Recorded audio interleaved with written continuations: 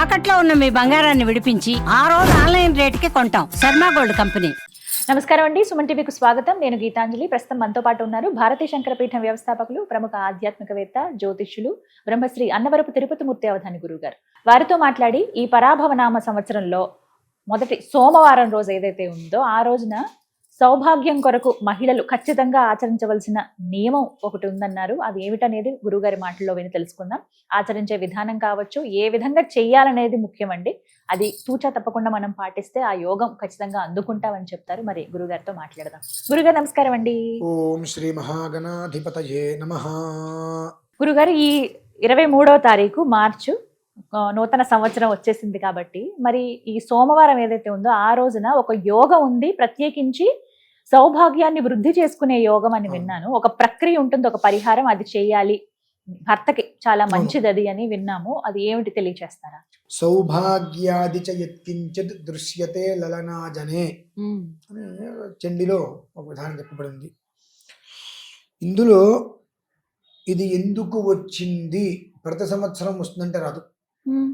మొదటి నుంచి కూడా పరాభవనామ సంవత్సరము ప్రతి మనిషికి పరాభవం పట్టం కట్టక తప్పదు, గురువుకి బలం లేదు అని చెప్పి మొత్తుకుంటూ వచ్చారు. ఈసారి అది ఏమిటి అంటే మీరు జాగ్రత్తగా పరిశీలించండి అమ్మా. 19వ తారీఖు ఉదయం 6 గంటలకి అమావాస్యలపై పాఠ్యం వచ్చింది. ఆ రోజు ఉత్తరాభాద్ర నక్షత్రంతో యుగాది ప్రారంభమైంది. ఉత్తరాభాద్ర నక్షత్రంతో యుగాది ప్రారంభమైంది. ఈ ఉత్తరాభాద్ర నక్షత్రం ఎవరిది? శనిది. మామూలుగా అశ్విని నక్షత్రంతో ప్రారంభం కావాలి మనకు. కర్మ ప్రారంధవశాత్తు కొన్ని కర్మలు తప్పించుకోలేని పరిస్థితి, కొన్ని యోగాలు వృద్ధి కలిగేటువంటి పరిస్థితి ఏకకాలంలో భగవంతుడు ఇస్తాడు అంటారు చూసారండి. ఇటువంటివి గురుబలం లేదు అని అంటే ఎందుకు లేదు అని రకరకాలుగా అనుకుంటాం. 5 సంవత్సరాలు వెనక్కి వెళ్తే శని రాజు అయ్యాడన్నమాట. మొన్న ఎలక్షన్స్ కాక ముందు ఎలక్షన్స్ శని రాజు అయ్యాడు. ఆ శని రాజు అయినప్పుడు ఏ రకమైనటువంటి గమనం వచ్చిందో ఇప్పుడు బృహస్పతి రాజు అయినప్పటికీ కూడా ఒక స్థితిలో ప్రమాదాలు ఆ రకంగా వస్తాయి. అందులో ఎలాంటి సందేహము లేదు. అక్కడి నుంచి 5వ రోజు మనకు పంచమవుతుంది. అశ్విని, భరణి, కృత్తిక, రోహిణి, మృగశిర కావాలి. కానీ కృత్తికా నక్షత్రంతో మనకు సోమవారము పంచమి కృత్తికా నక్షత్రం వచ్చింది.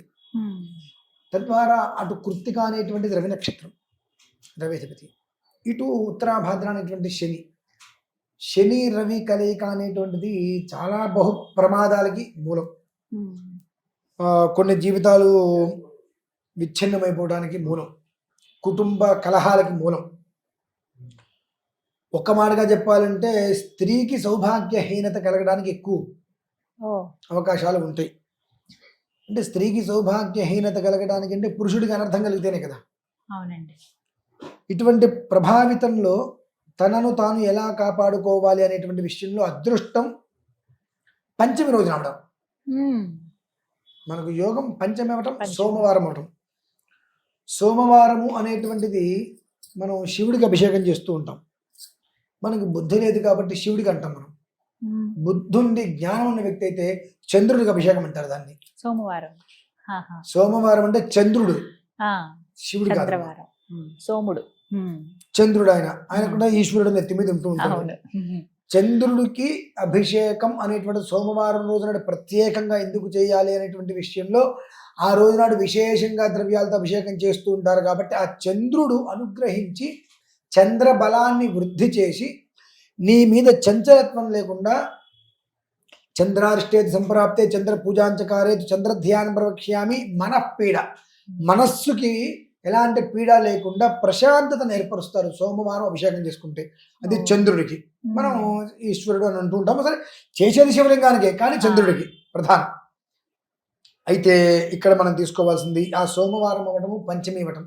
అనగా పంచమి అంటే 5, సోమవారం అనేటువంటి 2 కలిపితే 7 అనేటువంటిది జ్యోతిష్యంలో కలత్రానికి, వృద్ధికి కావచ్చు, నాశనానికి కావచ్చు, మనం ఎలా తీసుకుంటే ఎలా విధానాన్ని అనుసరించి. కానీ సప్తమం అనేటువంటిది కలత్రం. ఆ దంపతుల మధ్యలో కుటుంబం సంబంధించిన విధానంలో ఏ ఇబ్బంది లేకుండా, కలత్ర దోషం లేకుండా చక్కటి జీవితాన్ని సౌమంగళ్యంగా ఉన్నంతకాలము కూడా ముందుకు నడిపించడానికి యోగ్యకరమైనటువంటి పర్వదినం. ఇవి మనం తీసుకునేటువంటి. అలానే కృత్తిక అనగా అశ్విని భరణి కృత్తిక 3. ఈ 3 అనేటువంటిది సోదర స్థానం. జ్యోతిష్యంలో 3 అనేటువంటిది సోదర స్థానం. అలానే ఇందాక 7 అనుకున్నాం కదా, పంచమి ఇటు సోమవారం 2, 5, 2, 7. 7కి 3 కలిపితే 10 అనగా రాజకీయ స్థానం. అంటే మన యొక్క నిల్చున్నటువంటి విధానం, మన ఉన్నత స్థితి. కొన్ని ఎలా కలిసి వస్తాయి అంటానికి అంటే దరిద్రంలో కూడా అష్టయోగాల్ని వెతుక్కోవటం. అవి మనకు వెతుక్కోకుండానే వచ్చినాయి, కానీ దాన్ని మనం ఎంతమంది తీసుకుంటాం అనేటువంటి విషయం ఈశ్వరేచ్ఛ. ఆ రోజు నాడు చక్కగా ప్రతి స్త్రీ ప్రతి పురుషుడు రాగి పాత్ర తీసుకొని అందులో కంఠం వరకు ఇలా పట్టుకుంటాం కదా మనం, ఆ కంఠం వరకు నీరు పోసి అన్ని నువ్వులు, నల్ల నువ్వులు, తిలా పాపహరా నిత్యం విష్ణోర్దేహ సముద్భవ పాపం హరంతు మే క్షిప్రం అతశాంతం ప్రయత్మే, అన్ని నువ్వులు వేసేసి అంత భస్మం వేసి గరిక, బయట మన గరిక దొరుకుతుంది, ఆ గరి శుభ్రంగా కడిగి అందులో వేసేసుకొని మన పరిసరాలలో ఉండేటువంటి శివాలయం, పరిసరాలలో ఉండేటువంటి శివాలయం ఏదైతే ఉంటుందో ఆ శివాలయానికి వెళ్ళి 25 ప్రదక్షిణాలు చేయండి. సద్యోజాత వామదేవ అఘోర తత్పురుష ఈశాన అని అంటారు. సద్యోజాత సద్యకాలమునందు అక్కడికక్కడే మనకు అన్ని రకాల దోషాలు నిర్వీర్యమైపోవాలి. వామదేవాది పంచబ్రహ్మలు అంటారు. మళ్ళీ అక్కడి నుంచి ఇది మనకు లేదు అనేటువంటి పదం ఎక్కడా లేకుండా మనకు వృద్ధి చెందాలి. అఘోర, అఘోరము అనగా ఘోరము లేనటువంటిది, ఘోరము కానటువంటిది. ఘోరము చూడము. మనకు ఏదైనా యాక్సిడెంట్ జరిగితే అబ్బో ఘోరమైన ప్రమాదం అంటారు, అఘోరమైన ప్రమాదం అంటారు. కానీ అఘోరము పాశుపతం, అఘోర మంత్రం వాము అఘోరమా అని భయపడిపోతారు. అంటే చిన్న విషయం మనం గమనించుకోవాలి. ఆ అఘోరాది పంచబ్రహ్మలు అంటారు. మళ్ళీ ఈ అఘోరాది పంచబ్రహ్మలతో ఆ కుటుంబంలో ఎవ్వరికీ కూడా ఏ ప్రమాదము జరిగి కింద పడో రక్తం వచ్చేదో చిన్న చిన్న వాటితో మినహాయిస్తే కాస్త 10 రోజులు విశ్రాంతి తీసుకోవాలి, బెడ్ రెస్ట్ తీసుకోవాలి, ప్రమాదం జరిగింది కుట్లేయాలనేటువంటి రానికుండా తత్పురుష, చక్కటి యొక్క తత్పురుషులు అనగా సత్పురుషులు, చక్కటి పురుషులతో సత్సంగం అనేటువంటిది ఏర్పడి ధర్మకార్యాలలో ఉంటూ ఆ తర్వాత ప్రశాంతతనిచ్చేటువంటి విధానం ఏర్పరుస్తుంది.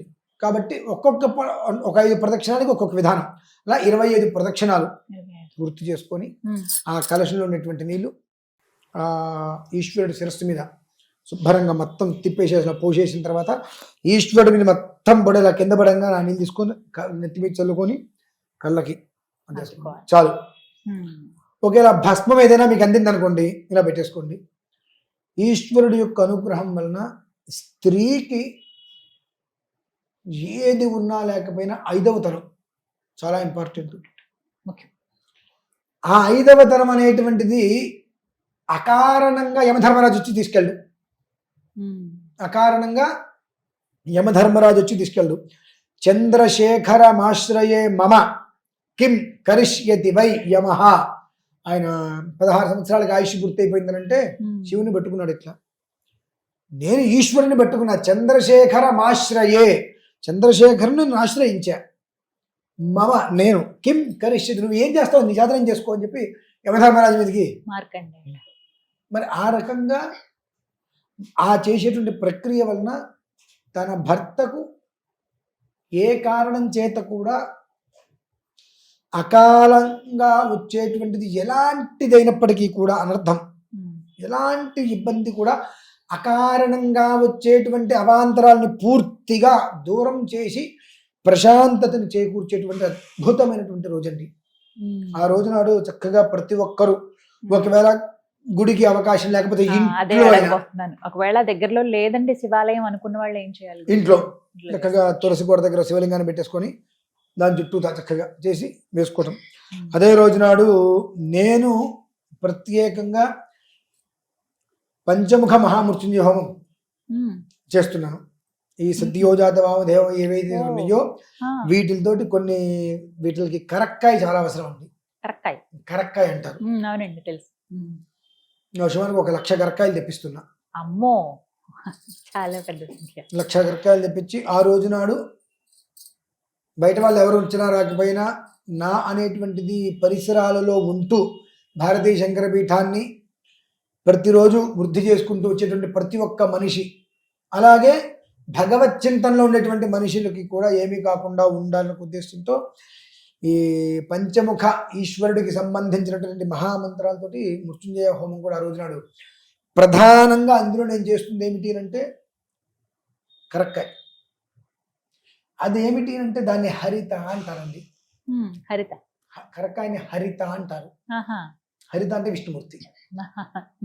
శివకేశవుల్ని ఏకం చేయటం కొన్ని మంత్రాలతో, తద్వారా వచ్చేటువంటి భస్మాన్ని అందరికీ ప్రసాదంగా ఇవ్వటం వలన, భస్మం పెట్టుకోవటం వలన భూత ప్రేత పిశాచ బద్ధ బ్రహ్మరాక్షస యక్ష యమదూత శాకిని ఢాకిని హాకిని అని చెప్పి ఎన్ని రకాలైనటువంటి ప్రమాదాలు చెప్పబడి ఉన్నాయో వాటి నుంచి పరిపూర్ణమైనటువంటి రక్ష. అదే నేను నార్మల్గా చేసుకునేటువంటిది. కానీ ప్రతి ఒక్క పురుషుడు కానీ స్త్రీ కానీ ఆ రోజు నాడు చేసుకోవాల్సిన విధానం ఇది. నేను అదే రోజు నాడు 100 కలశాలతో అభిషేకం చేస్తున్నా స్వామివారికి. 100 కలశాలతో అభిషేకం చేసి 1,00,000 కరక్కాయలతోటి హోమం చేస్తున్నా. అది నేను ప్రత్యేకంగా ఇటువంటి రోజు అనేటువంటిది మరలా మనం చూడ సాధ్యమైంది కాదు కాబట్టి ఆ రోజు నాడు పూర్తిగా సద్వినియోగం చేసుకోవాలనే ఉద్దేశంతో నేను చేసుకునేది. పాల్గొనకపోవడం ఎవరిష్టం వాళ్ళది. కానీ ప్రతి ఒక్కరు కూడా శివాలయము లేదా వారి ఇంట్లో అయినప్పటికీ కూడా ఈ ప్రక్రియని అనుసరించడం చాలా శ్రేయస్కరం. 23వ తారీఖు మార్చి సోమవారం. చక్కగా తెలియజేశారు. ధన్యవాదాలు గురువు గారు.